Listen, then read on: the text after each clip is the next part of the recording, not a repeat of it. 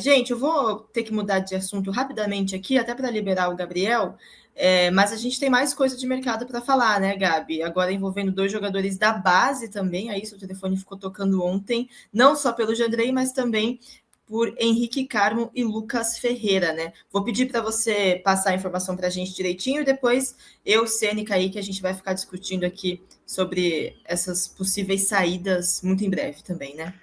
Show, Pri, maravilha. Falar de Lucas Ferreira, então, né? Do Henrique veio essa oferta, então, por empréstimo, vocês vão discutir, ainda não foi aceita pelo São Paulo, mas do Lucas Ferreira, aí sim já é uma oferta que está mais encaminhada. O Shakhtar, ele fez a oferta, então, e subiu esse valor para 10 milhões de euros. Então, ontem era comentado 8 milhões de euros, eles sobem essa oferta para 10 milhões de euros e o São Paulo, que tem 80% então dos direitos dele, fica com 8 milhões de euros, né? Então mudou que para o São Paulo vai 100% enfim, proposta 1, né, que seria esses 8 milhões de euros, e aí o resto vai para o Boa Vista, clube do Rio de Janeiro, vai ganhar 2 milhões de euros aí pela venda do Lucas Ferreira. O negócio está bem encaminhado, hoje está tendo treino na Barra Funda e estão os dois, né, Lucas Ferreira e Jandrei, mas já sabendo da possibilidade de não estarem mais no clube enquanto passa essa tarde e as conversas serão formalizadas,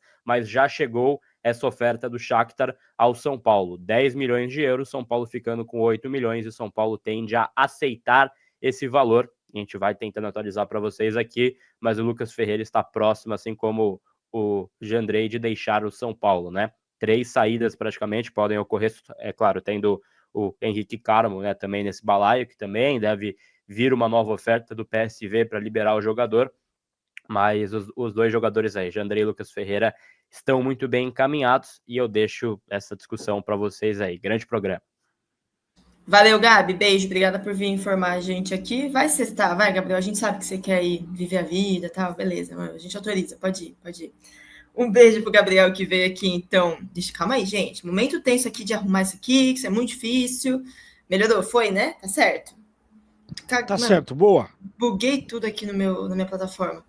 Enfim, agora a gente falando sobre isso, né? E ainda que o Henrique Carmo esteja um passo mais para trás, talvez ainda é só sondagens e tal, não tem uma proposta de fato feita.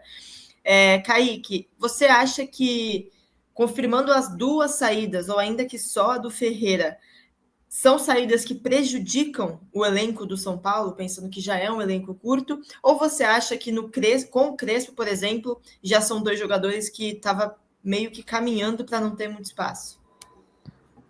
Tava encaminhando para não ter muito espaço porque há uma posição meio que extinta, né, da forma de jogar do Crespo, né? Ele não utiliza pontas. Só me preocupa por serem dois jogadores da mesma posição, né? De repente a saída de apenas um deles fosse melhor, a gente não sabe o dia de amanhã.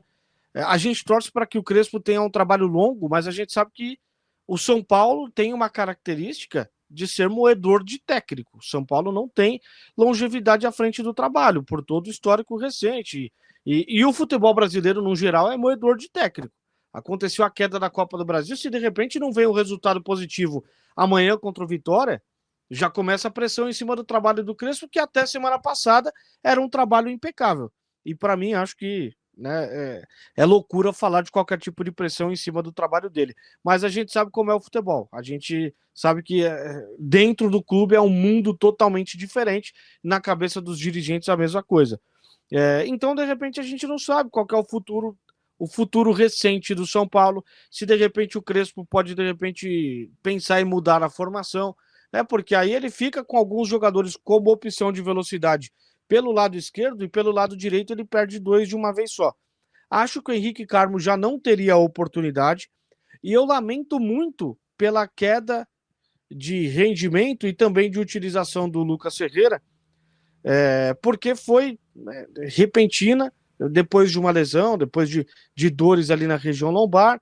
É um garoto que tinha um futuro gigantesco, né? Quando subiu junto com o Rian Francisco, mostrou em muitos jogos, o Matheus Alves também, né? Mostraram potencial, mostrou que poderia ser uma válvula de escape legal para o São Paulo. Até pensei que ele pudesse ser utilizado pelo Crespo como um ala pelo lado direito, mas aí o Crespo deixou muito claro que seria inventar uma posição e ele não está afim de fazer invenções. Então acho que nesse momento não teria espaço, né? E não tendo espaço, né, o jogador também fica insatisfeito dentro do clube. Acho ainda que o São Paulo vende atletas por valores muito abaixo daquilo que foi prometido, né? E eu não estou falando, não estou fazendo nenhum tipo de cobrança por nada que não foi dito antes, né? Mas a diretoria falou, né? Quem comprou barato comprou, quem não comprou não compra mais. E na hora do vamos ver, né? A gente sabe que, lógico, do portão para dentro é outra questão. Tem as questões particulares, pessoais de cada jogador, individualmente falando. E se esse é o valor que a diretoria enxerga, né, talvez seja um valor decepcionante para aquilo que a gente viu do Lucas Ferreira quando subiu e teve aquele auge, né, no time principal do São Paulo, quando engatou uma sequência boa ainda no trabalho do Zubeldia, né, Pri?